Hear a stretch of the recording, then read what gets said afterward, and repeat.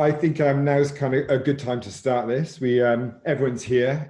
It's literally about to be 10 o'clock in a minute, and we currently have 67 participants. So thanks all for those who've taken the time to join us. We really hope you find this session interesting. We've got quite a few more webinars lined up, so I'll probably tell you more about those later on. But obviously, we would have liked to have originally invited you to the Soho Hotel, where we tend to run these events usually. But I guess, with where we find ourselves now, you get to experience the comfort of your own lounges and bedrooms and, for a little bit longer. So I hope you've all got a coffee. We've got a really interesting event that we're going to talk you through about kind of getting under the skin of what makes a successful launch. And we did originally have a few more speakers lined up and a whole host of panel guests, but as we've had to move this from a physical event to a webinar, we felt it's best to kind of keep it more condensed. And yeah, we will probably be repeating these or this particular talk at another time, where we'll widen the speakers who may join us and the panel guests. So just a few things to mention before I pass you over to our speakers. First off, you'll be hearing from Kerttu, who is the marketing director at Union Hand Roasted Coffee. And then she'll be passing over to Michael, who's the owner and ECD of Impero. After these talks have taken place, then Nikki, who's the managing editor of Byte at Creativebrief, will be running a bit of a Q&A session with Michael and Kerttu. And so feel free, at the bottom of your panel on your Zoom interface, you should see a Q&A button. So feel free throughout just to put questions there. And Nikki and myself will be kind of picking out those questions and putting those to the speakers at the end of it. Finally, you may have noticed in an email reminder we sent you that we've asked you for your help. We sent you a link to a SurveyMonkey form, where we're carrying out some research into some key areas of launching NPDs to market. And we'd love your help to kind of gauge your concerns and opinions, and ultimately those of your peers, into this area. So the answers to your questions will be cross-referenced against data sets from Bain, McKinsey, Adobe, Forbes, and eConsultancy. And we're going to provide an insightful report into the changing landscape of new product launches. And with what's happening at the moment, that really will, some of the questions we're asking there is how does the current environment affect what your plans were for this year, and as well as what your usual kind of big concerns and challenges are going into launching NPDs. So we'll be sharing that link again after the talk, and it would be great to get your feedback into that. It only takes 5 minutes. Everyone that completes that survey will be given a copy of the report to show the current thinking from, as I say, your industry peers, and how that varies from benchmark data. So with that said, I'm going to stop talking there. Thank you again for your time, and I'm going to pass you over to Kerttu, who will speak to you first about her experiences with NPD launches. So bear with me as I get this, do the old technical switcheroo here.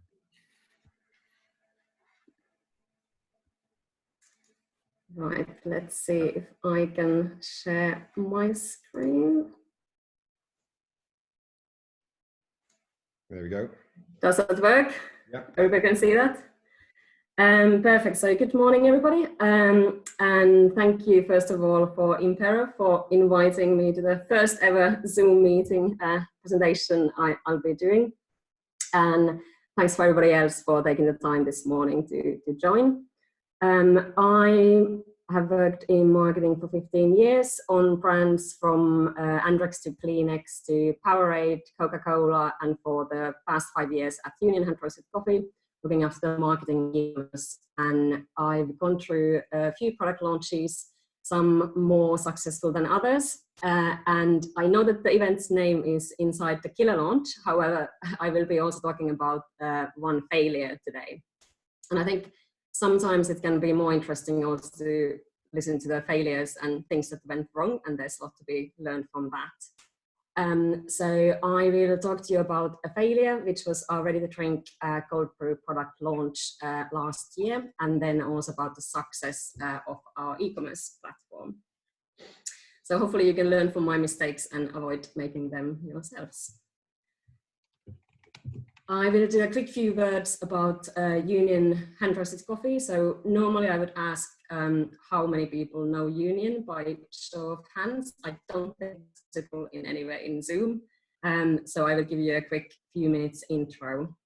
But Union is a coffee roaster founded 20 years ago by Stephen and Jeremy, who are founders still leading the business. And they started it on the basis of a simple idea of rebalancing the supply chain in coffee production so that the farmers as well as the coffee drinkers would enjoy a better sustainable future.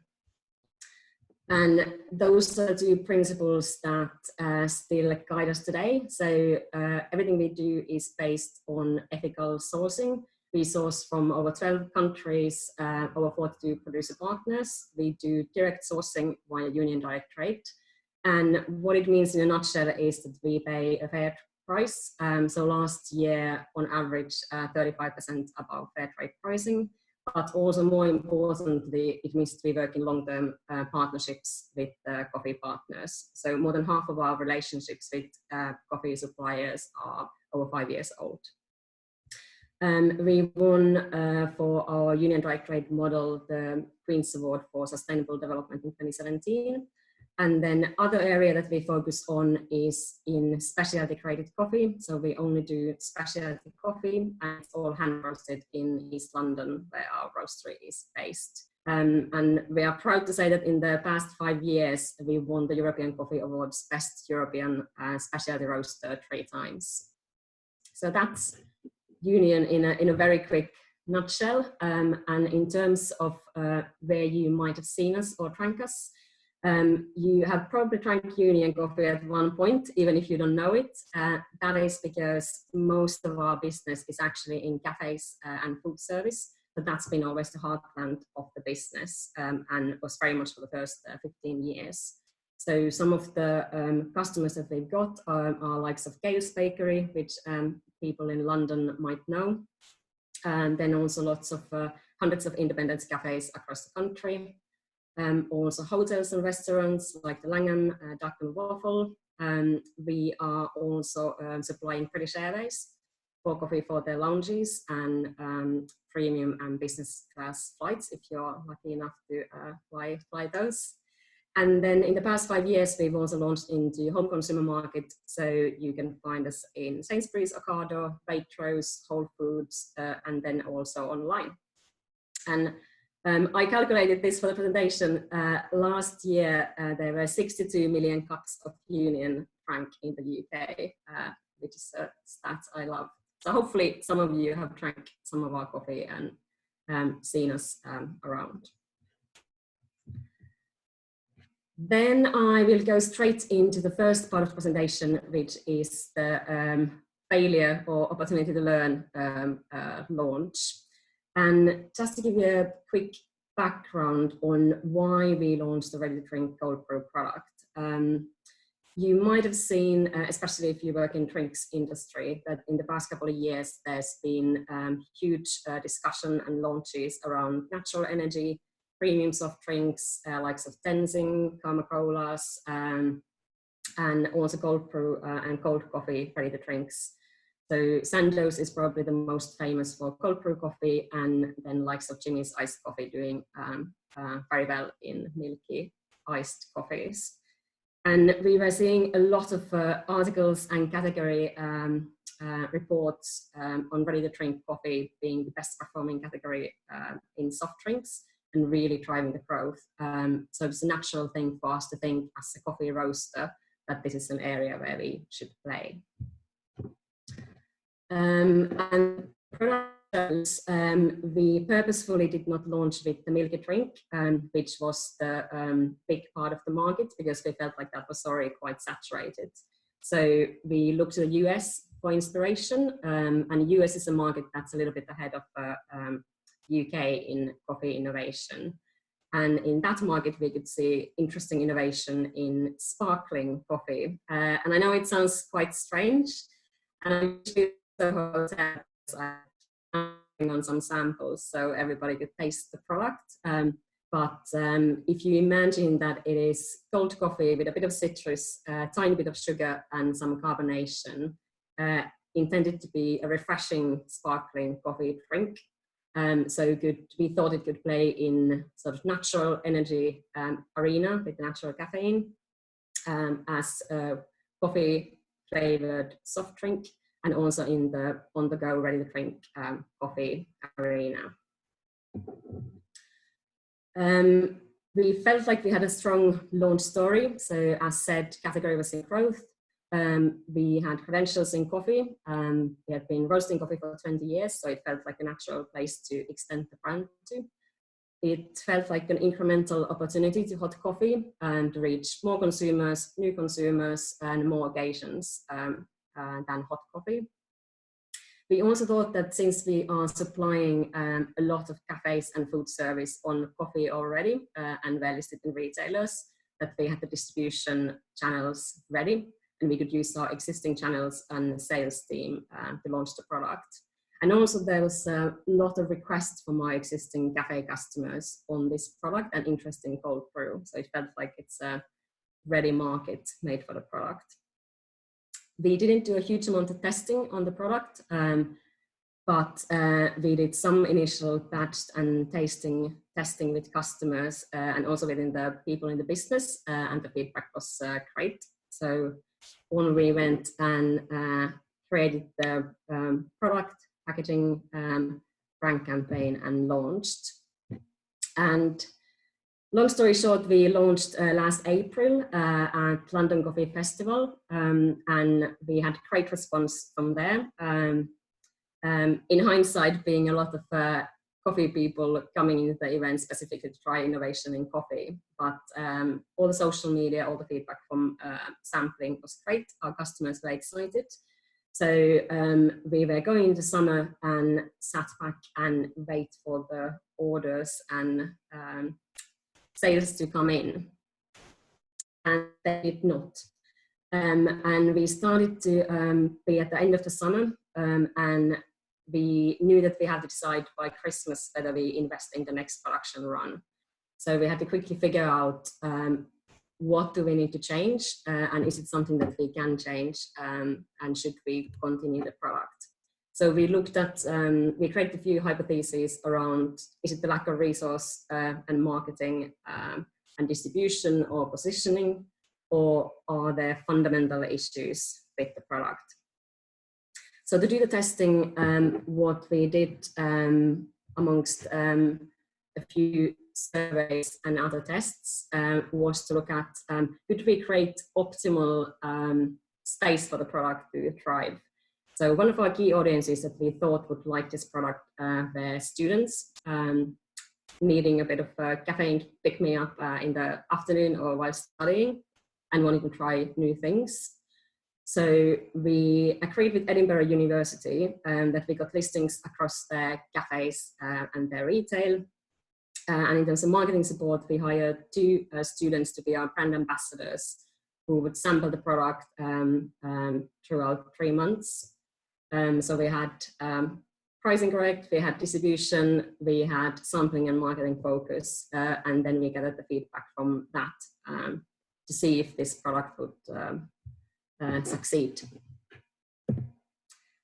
And unfortunately, it was hard results to come back to. What we got from all of the varied research that we did and launch tests, that is, people just didn't get it. And part of it was the taste. So it was very Marmite. Some people completely loved it, some people hated it. But most importantly, even the people who liked it didn't see when they would buy it and drink it. So there was no clear role or need really in consumers' lives for the product. And what we found that once we thought that it can play natural energy, people who wanted that didn't like it because it had sugar, and there was already a good solution for their natural energy needs. when we thought that it could play in premium soft drinks, it actually had too much caffeine for those occasions. So to drink with lunch or late in the afternoon. And also for people who were looking for ready to drink on-the-go coffee, they were actually after that milky drink and they did not like the carbonation in the coffee. So fundamentally, there was no category and consumer need for the product. Few other things looking back on it, we also identified that they got wrong, where that the category was in growth, but it was really driven by those milky drinks, and a sparkling coffee fundamentally was quite a different product to that. And just because we were seeing many other products launching, both in sparkling coffee and cold brew, and actually in the past 6 months, we've seen most, if not all of those other brands stop production. And the last one was Sandoz, who stopped their production a few weeks ago.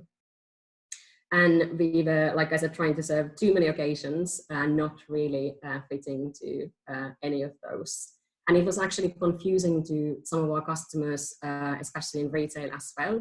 They didn't really understand what shelf they should put our product onto and what was it competing against. Second point that we discovered was that we thought that we got the demand and distribution, but just because the trade customer is asking for a product doesn't mean that it will sell.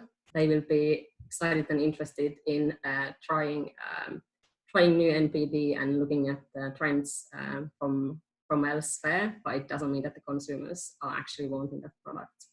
And also what we discovered was that the buyers and channels for hot and cold coffee are not the same. So the buyer for a retailer or a cafe who's buying the roaster coffee is a different buyer than who's buying soft drinks. And actually the way they buy it and where they buy it from is very different. So we couldn't actually use our existing sales channels as well as we thought. Finally, in terms of the taste, we had tested with, I guess, people close to us and people close to coffee, but actually this product was aimed for a wider consumer. So we were testing with the wrong market in terms of the taste. So we decided before Christmas to discontinue the product after just 6 months in the market. And to summarize a couple of thoughts from the experience, I would say have a look at your launch story. It's very easy to fall in love with your selling story whilst you are building it, but put a critical lens on it, and especially on the fact of, does the category and the consumer need really exist or not? Or are you trying to shoehorn or create something that isn't there? Secondly, if your product is struggling, create some hypotheses on why and find ways to test it and figure out, can you fix it, so it's like a resource on or price or distribution or something else that you can fix, or is it the fundamental problem with the product? And I think lastly, one that we underestimated was how much distraction NPD can cause the core business. So do you have the resources and the headspace to focus on it, and should you keep it going for longer? So I think one of the biggest mistakes is to try to keep on pushing NPD if it doesn't work, instead of refocusing the energies back into core business. I didn't put test thoroughly on my list of thoughts on what to do for a successful launch on purpose, because I think research does have a role to play. However, it's sometimes too slow, it can be too expensive, and sometimes it is more valid to launch fast, test the product in market, but the key point is then to just learn fast from it, either make changes and adapt, or to make the hard call to discontinue the product. And that is a hard one. I know for myself, it was hard after all the effort and love you pour into the product and packaging and marketing to decide to discontinue. but it is important to do that quickly and refocus on the other profitable areas. So that was the part about failure, and then going into a few thoughts on successful launch. And on the successful launch, I will talk about our e-commerce. So this is the part of the business that we really focused on about 4 years ago. And it's been ever since the fastest growing part of the business, and where we really see potential for the future. And especially in the past month and couple of weeks, you can imagine that's been an area of exponential growth, with people spending more time at home, drinking more coffee at home, and ordering online. So we've been well placed to be in that area. So a few thoughts on why we think we've been successful here. First one is that unlike, I guess the first example, here we have fundamental product benefits. And not everybody knows this, but freshly roasted coffee does taste better. There's a significant taste difference between a coffee that's been roasted within a few weeks of being drank than that's been sitting in a supermarket shelf for months. And at the moment, you can really only get coffee experience when ordering direct from online. And for our proposition, so it's roasted to order coffee. So we only roast the coffee once you've placed an order, and you can either buy one-off orders from our web shop, or you can sign up to a coffee club subscription. The next thought, I'm not going to go into details on this slide, but the idea is the continuous product optimization and listening to the customers. So over the 4 years, we have been changing the product, everything from the website experience to the actual product being shipped, how it's being shipped, what kind of packaging, what kind of offer we have, what kind of delivery pricing we've got, based on constantly asking our customers what they like and don't like, what do they want, what are the pain points, and then listening to social, customer care, both praise and complaints, and doing A/B testing on the website. So I guess the thought on this is that instead of just launching with a product and leaving it to survive, making sure that you're constantly improving and reiterating and making sure that it's the best it can be. Next thought is to think about customer care as part of the marketing mix. So I don't think it's the case in most businesses still that the customer care would be part of the marketing team, but at Union it is. So customer care sits within the marketing team. They are part of our weekly marketing meetings. So there's instant feedback from customer care team on what are the consumers saying. And I would always invest first in customer care and making sure that that team is robust, on brand, excited about the product, well informed, can help the customers not only on questions on where's my order, but also in our case, help and advice on coffee. I'll invest in that before investing in any big above the line media or other channels. And in the past 3 years, we've won the FIFO Review Gold Awards, and this year we've got the Platinum Service Award. So that's a key metric for us in measuring how successful we are in marketing. And then last, in terms of creative idea, instead of thinking of an idea for the launch, I would think about an idea that has longevity, and it can be simple, it doesn't need to be complex.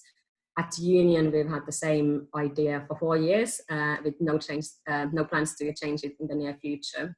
And it's around the idea that people are enjoying coffee experiences outside in cafes more and more. They want to bring it back home, but don't necessarily quite know how to do it. So we are helping them bring the cafe experience home and make your house a coffee house. That's a very simple idea, but it's been a fruitful idea that we've been able to build on year after year and season after season. So instead of doing separate Christmas campaign or other seasonal campaigns or new creative idea each year. What we are doing is we are creating new iterations of this. And here's just a couple of examples of how it comes to life on everything from what we offer on the website to sell. So in addition to coffee, we also sell brewing equipment, not because it's a big seller for us, but because we want to be true to the idea that we are helping make your house a coffee house. And also in customer service, that's our ethos. In the events, we are producing videos to help people brew coffee at home. And every year and every season, we are building on this idea and adding new dimensions.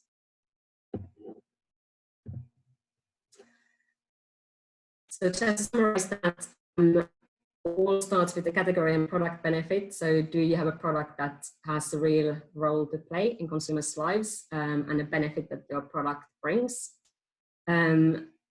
Next thought, re-evaluate and revisit your product and the user experience. Ask the consumer constantly what's important, and remember that you can adapt and change what you're doing along the way.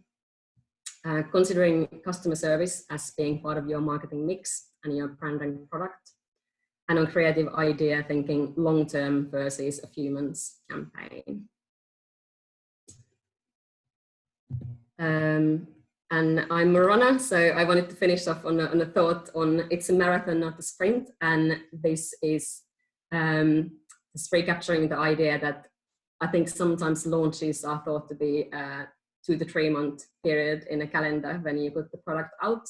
And actually to be successful, it needs to be a year or years long approach. So think of it as a long-term approach and launch campaign in terms of creative idea and product, and keep on changing and adapting and iterating and testing as you go along. And that was it on my thoughts. Great, that's brilliant. Thank you very much. Michael now.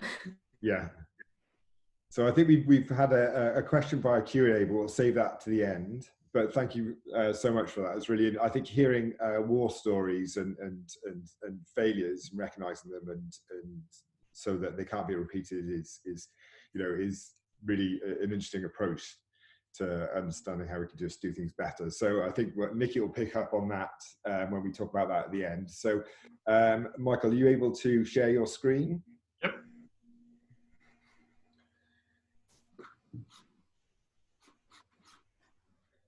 Is that working? Yep. Yeah, that's good.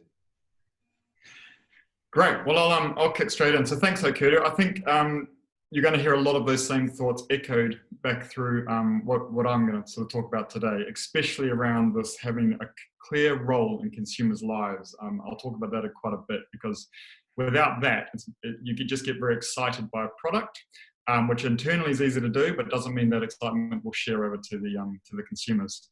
So I'm going to talk about creating a killer launch. First of all, I'll talk a little bit about why NPDs and innovations are so massive at the moment, and why culturally they just seem to be driving so much growth in so many different categories. I know quite a few categories, in fact, where they're driving all the growth. So all the stable products aren't really growing. It's all the growth is coming through NPDs and so on. And I'll leave you with, we've kind of over the years developed 5 key steps of how to create a killer launch from start through to sustaining it. And I'm not sort of going to guarantee that it's the only way that you can do create a killer launch, but I would say that we've used it so many times now that I'm willing to put my name on the line and say, if you are to follow these 5 steps and execute them correctly, they will create a much more sustainable and successful launch for you. So first off, who am I? I'm the ECD and founder of an agency called Impero, and we're the creative agency for impatient brands. What we mean by that is that there's a truth about marketing these days, that there's 2 types of brands that do things and brands that don't. And the brands that do things just always succeed more. They always grow further, because being out there, having a conversation with consumers is so much stronger obviously, than it is creating beautiful campaigns that never leave PowerPoint. So we work with brands that have this kind of impatience about winning consumers, about getting out there and doing things, about moving the brand forward constantly. And that leads us a lot of the time to be dealing with innovations and NPDs, because I've found that when a brand is the most impatient is when they've got a great killer product and they want to get that out there into the world. So just to give you a sort of like overview of what that sort of looks like, recently, this is the type of work we've been doing. So we're currently launching Mike's Hard Seltzer in the UK, a new alcoholic sparkling water product for AB InBev. We've launched 2 new train brands in the last little while. We've launched a plant-based protein drink for goodness shakes in the last 12 months. We've used social to launch multiple flavors of Lindor. We're currently the Glenlivet's NPD agency, just launching 2 new rums for Havana Club, and we've launched multiple gins for this. We've been around enough to know that putting these this sort of 5-step plan into practice is a way to make things happen. But why are innovations and NPDs such a force these days? Because they are in almost every category. And I think it goes back to how we spend our time and day at the moment. So this is a US stat, right? So we spend almost 3 hours every day on our phones. More close to home, us British check their phones every 12 minutes of the waking day. Every 12 minutes we're unlocking our phone and looking for new content, opening things up and starting to scroll. And when it comes to scrolling, I found some interesting sort of stats on that. So this is the Statue of Liberty. It's 300 feet tall from the bottom to the top. Turns out, a piece of research proved that every day you scroll more than its entire height, right? Every day you're scrolling the height of the Statue of Liberty through Instagram, through Facebook, through your emails, through the Daily Mail, wherever you are spending your time, you're scrolling about that much, which means every year you're scrolling about 3.8 Mount Everest, right? You should give your little thumb a gold medal, because that's a hell of a lot of work for it to do every year. I'm surprised we're all not like Popeye, right? With one massive strong arm these days if we're scrolling that sort of far. And it's just scroll, scroll, scroll. We've just built this habit into our lives of just chasing new content. So the social media platforms obviously know this. But why are we doing this? What's driving us to constantly chase this new sort of what's below the fold line? Well, it's got a little bit of something to do with how our brains react to new stimulus, how we sort of become a little bit addicted to the newness. So this is a really interesting graph, a chart, which shows you the difference between your brain when it's been stimulated by something new over there on the left side, or when it's been stimulated by something it's already aware of on the right side there. It just so happens that when we see something or hear of a concept or come across something we haven't seen or heard before, our brain fires off all this dopamine that releases into our brain. It makes us more alert and more interested. It's kind of a caveman mechanism where like we had to work out pretty quickly whether we were going to, when we came across something new, whether we were going to be food or it was going to be food for us. We have to be more alert at that point when we come across something new to understand the dangers or opportunities of it. But once we've learned whether it's worth food or it's going to be food for us, our brain sort of conserves energy, it stores it in memory, and we just don't fire off as much dopamine. So every time you're scrolling through Instagram, Facebook, or whatever it may be, your brain you're basically becoming a little bit addicted to that small dopamine hit, because dopamine is a thing that drives most addictions, including alcoholism, cigarettes, drugs, and the rest of it. And it's not the receiving of the dopamine, it's the seeking of the next hit of dopamine. So that little chasing, when we're scrolling through Instagram, is us looking for that piece of content, a bit of newness that we haven't seen before. Because the worst thing in the world is to scroll through a feed of stuff you've already seen. It's boring and you're not that interested. Now that's kind of jumping over to real life, because we've all become a little bit more addicted to newness and a hell of a lot more open to newness. So that's why I believe there's so much innovation in NPDs at the moment, because consumers are much more open to the idea and much more used to doing things that are new in their lives and seeing new stuff, that they're much more willing to bring it into their lives. And you can see it across many categories. You know, it's the exact same reason why Netflix doesn't make us wait 7 days to see the next episode of a program. They just dump them all on us and say, there you go, get your dopamine, smash through them, watch them over 2 or 3 days. Same with fashion brands. So Nike, there's a website called Sneaker News, which will tell you every single sneaker drop in the world at any time. Nike drops about 15 new trainer models every single day. So they've built newness directly into their product, into their production model, so they can keep consumers interested and always sort of addicted to the next trainer that's coming out. And you can see it across other categories too. Beer, for instance, the explosion in craft brands is no mistake that it's happened at the exact same time as the explosion of digital. All those thousands of little brands to keep people interested. But newness itself is unfortunately a bit of a double-edged sword, because newness is great. When we create something new, you do get a spike of interest, and I think we saw that there with the sparkling black product. There is a spike of interest, but because we're always chasing the next new thing in our lives, today's newness is yesterday's oldness. So we find ourselves kind of in a double-edged sword situation. So to get your launches right, you've got to be more than just new, because there's 30,000 new products launched every year in the UK, and we don't really need 30,001. What we need is them to stick around. So what I'll talk to you through is what we've learned on that journey. These kind of 5 key steps that I think if you put in place, you'll be able to not only create a successful launch, but sustain it over the long term. And when we say NPD, I'm talking about new flavors, new NPDs, new innovations, new ranges of products, or new delivery systems, as you saw with Union Coffee there, simply doing the direct-to-consumer model. So the first thing to do when you're about to launch an innovation is really understand what to launch in the first place, is to really understand, as Kerttu said, what's the role this product is going to have in your consumers' lives? Because without that, you've just got a product. So I'll start off by giving you a little bit of example from the chocolate industry. So this is Nestle launched Milky Bar Welsomes, which was quite an impressive launch, really. What they did is they managed to make a Milky Bar that had the exact same taste hit as any other Milky Bar or chocolate product out there, but it had 30% less sugar. And as we all know, the world is like, all of us individually, sugar's almost become public enemy number 1. So you can see that kind of big trend happening, and applying it to sugar, applying it to the chocolate category is obviously a way in for Nestle to grow. But what they did is they had this really great innovation at the heart of it. This really great sort of bit of tech allowed them to create porous sugar crystals. So these porous sugar crystals basically have the same surface area as a normal sugar crystal, and surface area matters for taste, because the more surface area it takes up on your tongue, the bigger the taste feels. However, they found technology to make those sugar crystals porous, and therefore just contain 30% actual less sugar for the same flavor hit. So you can see the trends at play, and you can see why the sort of a success of this product is starting to build. You've got an existing successful and famous brand in Milky Bar, something that everyone knows, something that we don't need to build a brand, it already exists. You've got a global trend towards low sugar, because we all want to introduce that into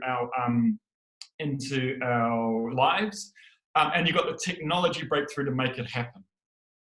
But after about 18 months, the product was yanked. It was yanked from the shelves because it was, in their words, Nestle's word, it was just underwhelming demand. Nobody really wanted this product. So they'd just correlated the wrong things at the wrong time.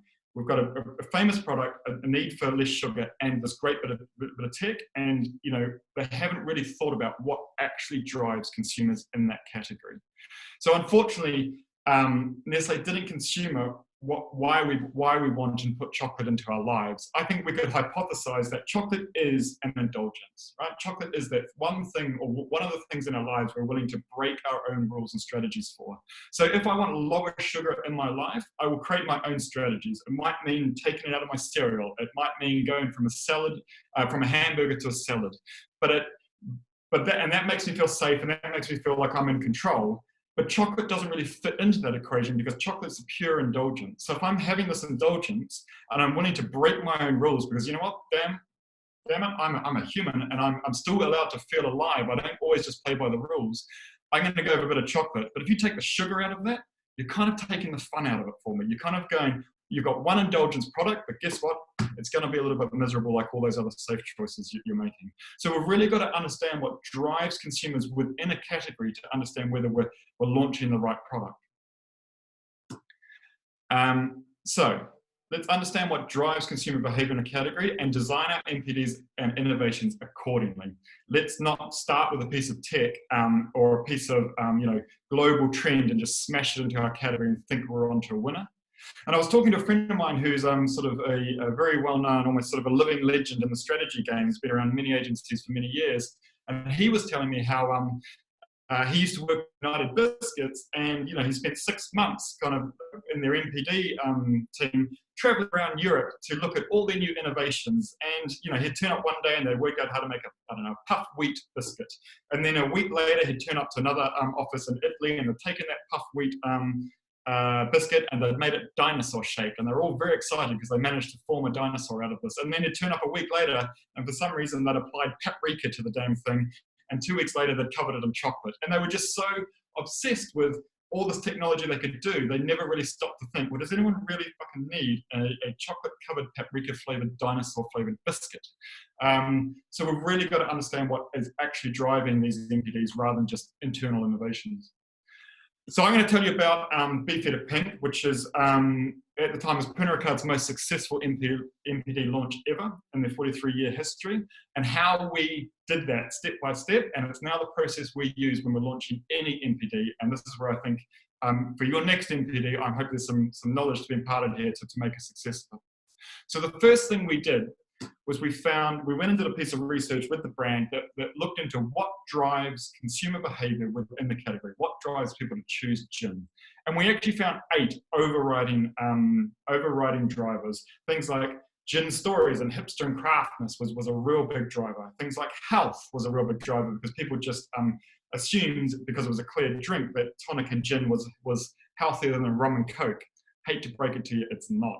It's about the same, or actually got more sugar than a rum and coke. And we found many other drivers in the category, but you can't use them all. You've got to find the one that means the most to your product or to your plans. So we just focused on one, and we actually thought it was the most interesting one as well. So what we found through all the research was that gin was more than a taste-driven drink. In fact, objectively, if you ask a lot of people, can you describe the taste of gin? They can't.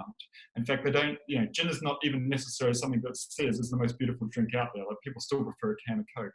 But what was driving a lot of the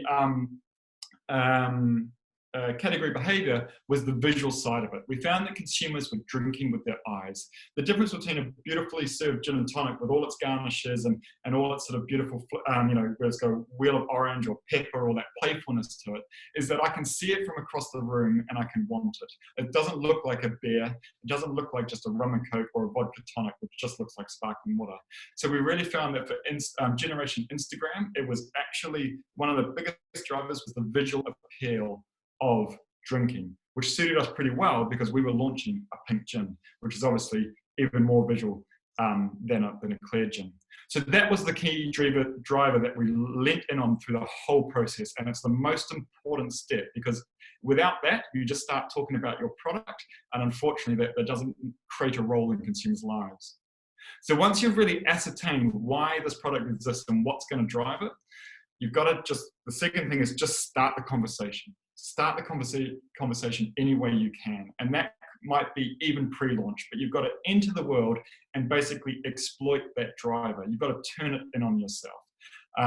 So what we did was we created a campaign and entered the world that had a simple call to action, a simple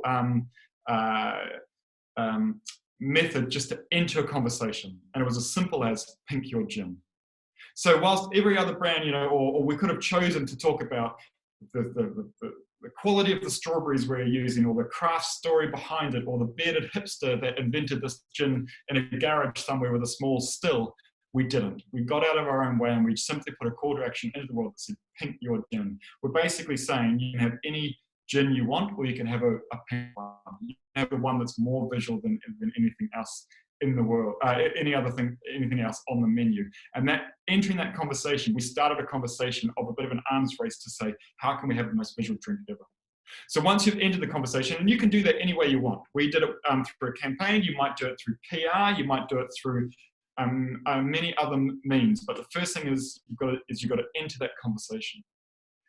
The second thing you've got to do is you've got to lower the barrier of participation. So once you've entered the conversation, you understand the driver, lower the barrier of participation. You've got to get the product in hands. You've got to, whether that's a test drive or whether that's sampling or whatever it may be, get it in hands. And I think the lesson from Kerttu's excellent sort of insights there was make sure you're asking the right person. Because if you go and ask a bunch of coffee, dare I say, coffee nerds about a new coffee drink, they will probably tell you it's a wonderful coffee drink. But what does that actually mean in the real life? So you've got to drive participation with real consumers.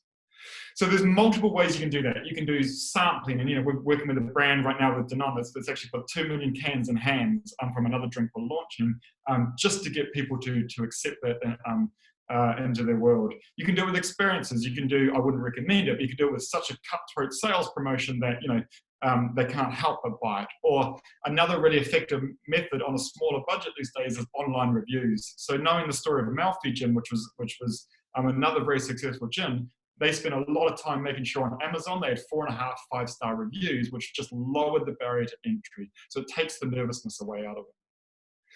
What we chose to do is focus on influence, because it's one of the most, I think, powerful ways to do this at the moment. And it simply goes down to the idea of herd mentality. We are all addicted to things that are new. We love new products, but there's still that moment of truth where I'm in the supermarket aisle, online checkout, or wherever I may be, that is, I've still got to give my 20 quid or 50 quid or 5 quid, whatever it is, to the shop at the moment to take a slight risk on this thing. And that's the moment of truth where you really got to, you've got to lower the barrier to. So when you do that with influence, you're basically using herd mentality to your advantage by going out there and showing other people are doing this. It's fine to put this beverage or this product or this car, whatever it is, into your life, because those people that you respect online are doing it, and it just lowers the barrier to participation. So once you've got that, once you've understood your driver, once you've produced your product, once you've entered the conversation, once you've lowered the barrier of participation, that's the point where I'd say stop. Have we made the right assumptions? Have we got the right driver? Have we got the right product before you kind of overinvest in it? And as Kerttu said, this is the time where you've got to be right. Do we actually have something that works here, or do we just have something that we think might?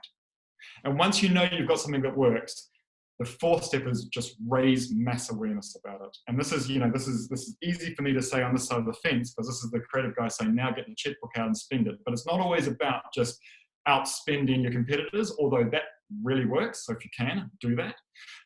But it's about scaling your role in consumers' lives to as many people as possible. Now, what I've seen happen in the past, which always kind of happens at this stage, is you've got a successful NPD or innovation inside a business, and all of a sudden the business takes more notice, and the meetings get bigger, and more people from other departments start turning up to your meetings, and you start kind of getting this pressure to go, oh yeah, but it's got 2 grams of sugar, and should we talk about the functional benefits of it, and should we just need to tell people what this product is? And you need to resist that as much as possible, because product info is forgettable.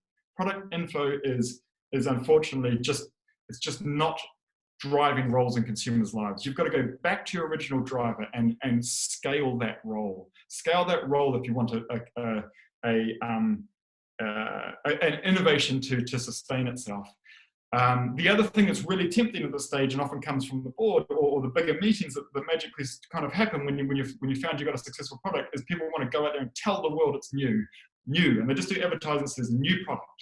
And new product advertising works, but not very effectively. In every method we've had, we have found that that just isn't sustainable. So the new style of advertising, look, we've got a new product, lasts for a short amount of time, but as soon as advertising stops, people get bored, because new isn't that memorable when there's 30,000 other new products to view each year.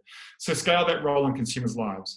But remember, how to make that scalable job more effective is, you've got to remember the first job of advertising, content, whatever you want to call it, is to get noticed and be remembered. So I'll take you all the way back to the start of the talk, where it's like, remember what happens in your brain when you're stimulated by something new. So if you don't, it's all that dopamine fires off, which makes you more alert and more interested in any subject. So what we suggest doing is, if you don't have the world's biggest budgets, then just make sure you do something new, because that is using a consumer's biology in your own power. So what we did is we did a big takeover for Oxford Circus, where we took over all the walls of Oxford Circus. We painted them all pink. We put the serve and the product absolutely everywhere. We put our big call to action, pink your gin, absolutely everywhere with that conversation. But the thing that we really did that captured people's attention over and above that made this work harder, was that we painted all the posters, all the art with scented ink. So when you walked into that tube, Oxford Circus, for that 2-week period over summer, instead of smelling like armpits and breath, it smelled like strawberries. And that just made people stop. It made people go, that's new. And it made people go, what the hell's going on here? And it just garnered more attention than simply advertising alone. So whenever you're doing that mass awareness job, make sure you're doing something new in the world to make it work as hard as possible. And then the fifth and final step is to sustain all that. Because what really happens, and let's face it, what really happens in today's marketing world is you get given a budget and you get it annually. And you get the ability to activate in a big spike for the year. And then you've got to kind of wait and unfortunately sit around and wait for the financial year to roll over before they release more money to you. It's just how certainly the bigger businesses work. So you've got to find a way to sustain in the meantime. And our advice here is to innovate on top of your innovation, is to keep the new news coming, is to keep driving new things out there that talk directly into your original category driver, your original role in consumers' lives. So the way we did that was we constantly showed people more and more visual ways to explore Beefeater Pink.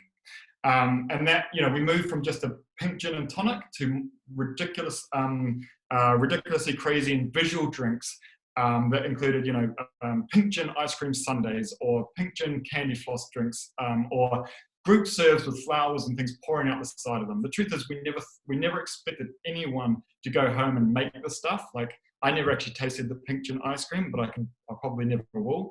But it made fantastic content to allow consumers to constantly go, oh, there's something new I can do with this. And it all played directly into that original idea, that original driver that we know that consumers want, a hugely visual drink. And that's how you sustain it. Allow consumers to feed consumers with new news and new product uses that drive directly into that original driver. So, second last slide. I'll recap all that. What does a killer launch look like? Well, for us, we've found this method that it usually looks like this. Understand what really drives consumer behavior in your category. And that really, the reason why I underline that is because exactly what Kerttu was saying, testing is a bit of a hard thing. If you put someone rationally, if you put a camera on someone's face and ask them the question, do you want less sugar in your chocolate? The rational answer is yes. And that's the answer you're going to get through focus groups. But when it comes to the real world and you walk into the supermarket and you've had a hard day, the last thing I want is chocolate without the sugar in it. So you've got to really understand what drives consumer behavior in the category. Then you've got to create that conversation, turn it in on itself, exploit it, and enter culture with that conversation. Lower the barrier to participation so people feel more at ease to add this to their repertoire, to bring this into their lives. Gain mass awareness and do that off the back of your key driver, off your campaign. Don't get sucked into product attributes. And I'll give you an example of that. None of us can tell us what processor speed we have in our iPhone. None of us can remember what memory we've got or what it allows us to do. But we all know it makes we feel a little bit cooler because we've got an iPhone. That's the real driver, not all that functional stuff that's under the hood. And then the last thing is sustain. Find new ways for consumers to innovate on your innovation. If I stick with the iPhone example there, you can see what they're doing now. They're not talking about the internet or apps as much. They're talking about photography. They're allowing to continue a new conversation on that original innovation. So those are the 5 steps we've done. I hope that's been useful and sort of interesting. I hope there's some stuff you can apply to your next launch that will drive success out of it. If you agree with me or disagree with me, I enjoy both. You can find me on LinkedIn. Great. Thanks for that, Michael. I've got to stop sharing my screen now. There we go. Right. So we've got a few questions that have come through the Q&A, and there are still, we've got 142 participants. So thanks again to all the guys who have joined us for this. So what I'll do, Nikki, is I'll pass over to you just for you to pick up a Q&A session with Michael and Kerttu. Great, thank you very much, and thank you for the great presentations. So Kerttu, you mentioned 62 million cups of Union coffee drunk in the UK. I think yes. I drink a fair few of those myself. Very good. But to kick off, I just wanted to ask, you shared really openly the kind of struggles that come with a new product development that doesn't go well, but what would be your one key tip to what would make a good piece of NPD? If you had one thing that you would always do that would be the top of your list, what would that be? I would say it's going back to that initial point and number one, I think, on Michael's list as well. So really making sure that the product and the need is there and the category role. I heard a great quote the other day, which was something like, a great brand doesn't create a category, but a category creates a brand. So you need to find that right need that your brand fits to. For example, Google isn't a great brand because of what they've done in marketing. It's because search is such a key part of people's lives at the moment. So it's finding that right product. It's very difficult to then add some marketing and layers to it if your fundamentals aren't right. And Michael, I'd love to bring you in here because I love that point you were making about the Statue of Liberty. We're checking our phones 12 times how many times are we checking our phones? Probably more than that. How do you, if you've got this fantastic product and you've hit all those right notes, how do you ensure that you actually get it through to people? You know, what's the role of creativity? Because I love Kerttu's point about how long that you've kept your creative idea for, and how consistent that's been. I mean, what would be your take on that?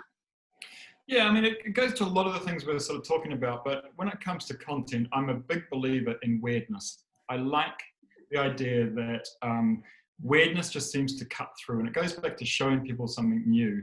So if you look at, you know, and you can see it in really traditional industries right now, like finance and banking and so on, some of the advertising, some of the content they do just has weirdness built into its heart, where it's kind of, it doesn't look like a traditional banking ad, and a lot of categories have been, category rules have been broken by that, because I think the way I look at that is like, I don't know if you've been on the internet recently, but it is a fucking weird place, right? You get like the weirdest content through your feeds and all that kind of thing, and it's that kind of stuff that you haven't seen before that is just slightly jarring and slightly almost different for its own sake that really cuts through. So to answer the question another way, the way not to cut through is to look like the rest of the category, is to talk like the rest of the category, and be forgotten like the rest of the category. I think that's such an interesting point at the moment as well. I mean, we are in the weirdest of times. And with that in mind, I wanted to, we've got some really, really good questions from people watching. So I'm going to switch to them quite earlier, just so that everyone feels involved in these kind of disconnected times. So a really interesting one off the back of the kind of sugar chocolate discussion. And I actually had those Milky Bars. They are delicious, from Helene Henderson. And she said, if in that kind of sugar chocolate story, how do you explain the success of Halo Top in that case? So clearly there are sometimes products that are healthier versions of treats that are successful. I mean, is there always that space for something to kind of disprove a theory? I suppose there's no absolutes. Absolutely, everything's completely different, and it's a really good example of Halo Top, because we've looked at the ice cream category a bit recently due to another client we're working with, and Halo Top has made a massive success. I think what Halo Top, and actually the question comes back to the Nestle Wellsom example, is did they have the right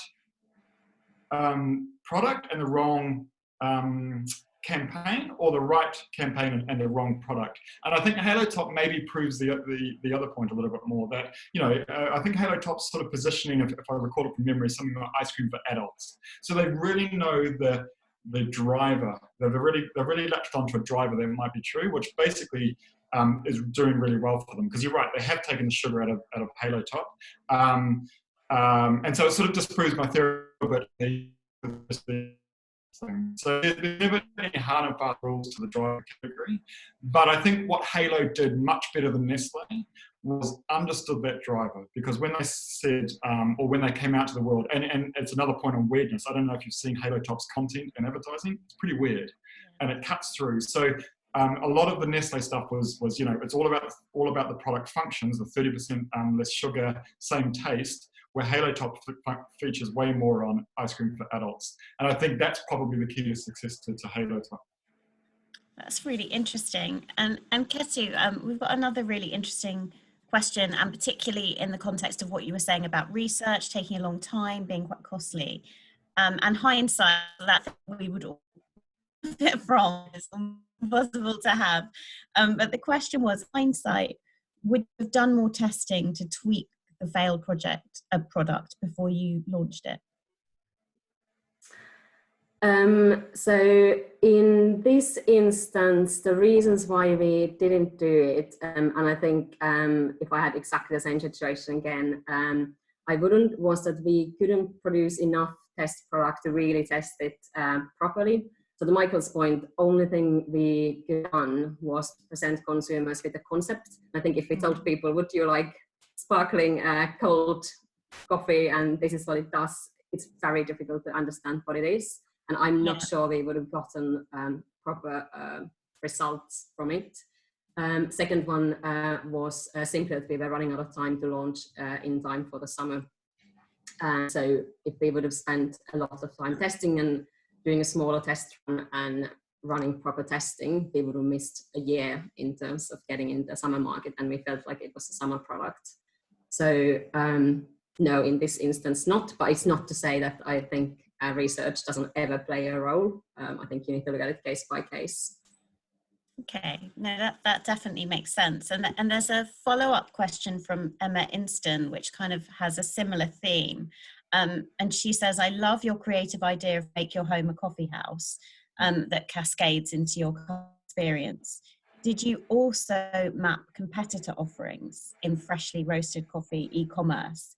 And how did you differentiate? I think this is such an interesting idea in terms of kind of, can you get your best NPD ideas if you're too focused on what it is your competitors are doing? And can you get that creative weirdness if you're doing that? So I'd love to get both of your views on that.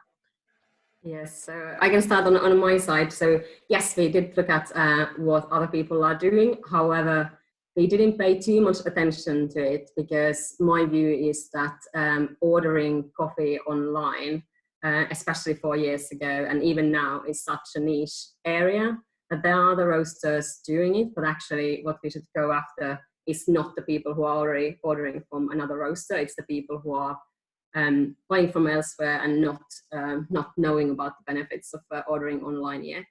And I think in terms of differentiators, we do have differentiators, which is ethical sourcing and a bigger range. But actually, when we launched, we started talking about those points. But actually, to my point about asking consumers what do they really care about, those things weren't as important to people as we thought they were. And that's where partly this idea of sorry, it's my daughter. Partly this idea of make your house a coffee house came from. So we wanted to offer people more than just a coffee, and we felt like we are the only ones doing that. So that wider experience of the advice, and people are quite intimidated on, I don't really know that which one to choose or which one of these would be the best flavor. So I think sure that we help with that. Great. Thank you. And Michael, what would be your take on that, on how much attention you should be paying to your competitors and how much you should just be kind of focusing on your own path? So I remember hearing this story, I think it was from Simon Sinek actually, in a talk that he did, which I thought was a really good example. So he was working with Microsoft, it's probably about 15, 20 years ago, the story goes back, or maybe even just 15 years ago. And he said he was working with both Microsoft and Apple. And he went to the Microsoft conference where he spoke, and he said the whole 3-day conference was all about what is Apple doing, what are they doing, how are we going to compete, what are we going to do, how do we stick up with them. And when he went to Apple's conference and did a similar talk and stayed there for 3 days to listen to it, he noticed that all of Apple's talk was, what are we doing? How are we going to get ahead? What's our next product? What are we going to be doing? And 15 years, probably over the last 15 years, tells a bit of a story of success. You've got Apple that became the largest company in the world, and Microsoft that maybe lost their innovation edge. So I think there is always something, yes, you've got to understand whether you're walking straight into a cloud and walking straight into a highly competitive space. Do you really want to do that? But I'd be much more concerned with what you're doing than what your competitors are doing, because you just, if you're watching what your competitors are doing, you're always destined to be second. Yeah, that's really good advice. And I've got one more question here from Phoebe Chapman, which is such an interesting one and such a kind of shift in terms of product and whole category, really. What do you believe has been the key to Oatly's success in the last 6 months? Because that's just been a whole phenomenal growth as a category. I mean, I had a friends round before, obviously, because we're social distancing now, and I realized I had to get 4 different types of milk. And that was just, that's the new normal, right? That's the new normal. I think Oatly's done an amazing job. And I've again looked at that a little bit in depth recently as well. So this is my take on it. Oatly have understood the driver of the category. When they first came out, they started a conversation which was simply ditch milk. They understood that there was a need for that. And they went out and they just said ditch milk. And what they've done since is they've built their brand off the back of this bold personality that has an ongoing conversation with consumers. So they have, it's very hard to see 2 Oatly ads that are the same. It's always contextual. It's always like, look, you're looking at the side of a bus as it drives by, and that's the copy on the ad.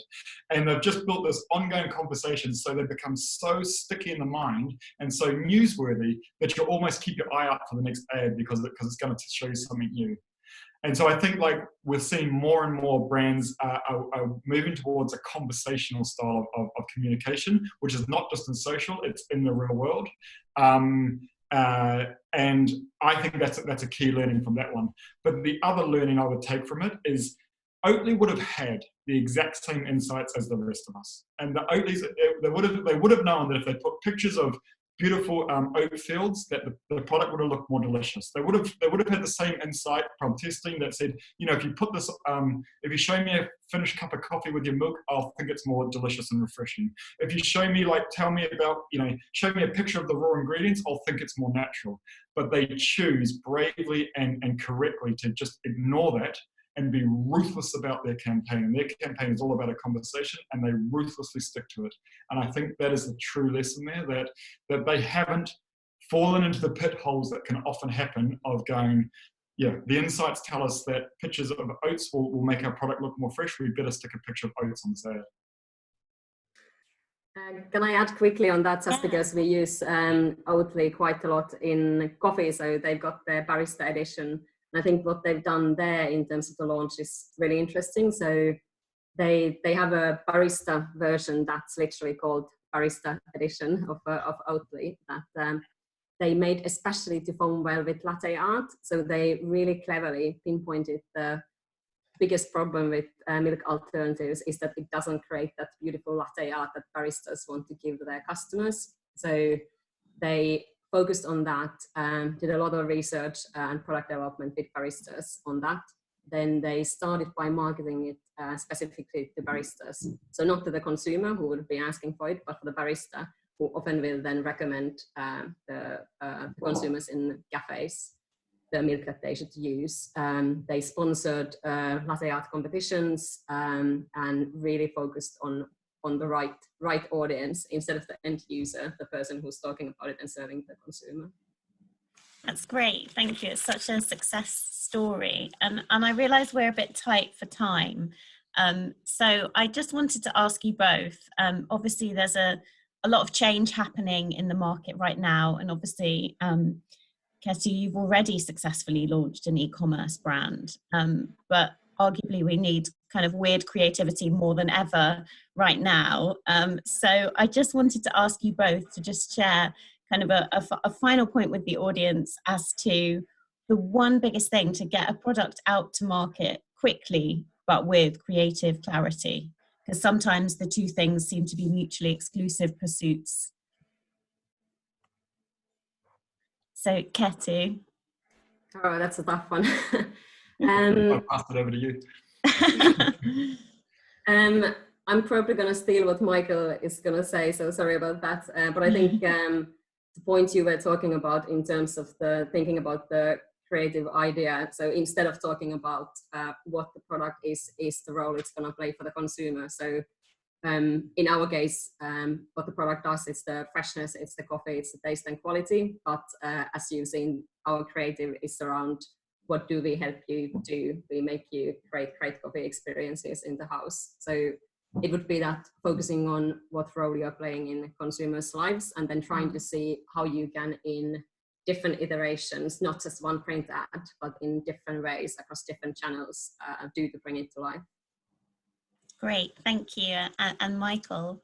I mean, I think like in the current situation, like there doesn't need to be much discussion or debate around it. We're spending way more time on our screens and TVs having a renaissance. So you've got to be smart, move quickly and turn up in those right spaces. Like we would not be doing a scented Oxford Circus takeover this week. That would be a nonsense. So you've got to be able to have an agile sort of medium mix. And when it comes to launching fast and getting things out there, my advice is that I wouldn't try and spread yourself too thin. Do a few things really well, and even geographically. Like there's not much point in every single person in the country seeing one Instagram post. There's a hell of a lot more point in just possibly pooling resources and proving a case study by having an ongoing conversation with a few amount of consumers more regularly over a 2, 3, 4, 5 week process and measure the results of that to know whether you got something to scale. Great. Thank you so much for all the good advice. And actually, you just made me nostalgic for the tube as well. I want to see some scented outdoor very soon. So I want to do some coffee scented whilst holding a game of coffee. So thank you so much. I'm going to pass back to Chorus. Great. Well, listen, I'll just say a few words just to wrap up the whole session. So thanks to all those people who joined us. We had 163 people at one point, so that's brilliant. I want to say thank you to Kerttu for joining us and sharing your experiences, and Nikki for putting the questions to the panel and taking the questions from the attendees. For those who ask questions which we've not got to, you can we're happy to follow up with you, or you can email me, chorus@weareimpero.com, and we're happy to continue those conversations with you. Just another reminder that we will be writing up a summary of this talk, which we'll be sharing with all the people who've joined this talk, and another kind of request for you to if you don't mind, help us out for 5 minutes with the survey link that we've sent out, just to again pool all these concerns of all as I say, everyone that's in the industry, so we can benchmark this against other data sets and share with you the insights from that. And I believe that's it really. We also have a few more talks lined up. At the same time, next Wednesday, 10 a.m. next Wednesday, we're talking about brave brands and how to take creative risk without risking it all. And then the following Wednesday on the 15th, again at 10 a.m, we are talking about how to engage Gen Z, that next generation of consumers. So I'll follow up with links to those events, those webinars. And again, we'd love for you guys to join us again. So thanks to all, and I hope you enjoy the rest of your day. Yep. Thanks, Kerttu. Thanks, Nikki. Thanks, Thank you. everyone. Thanks, everyone. Bye. Bye now.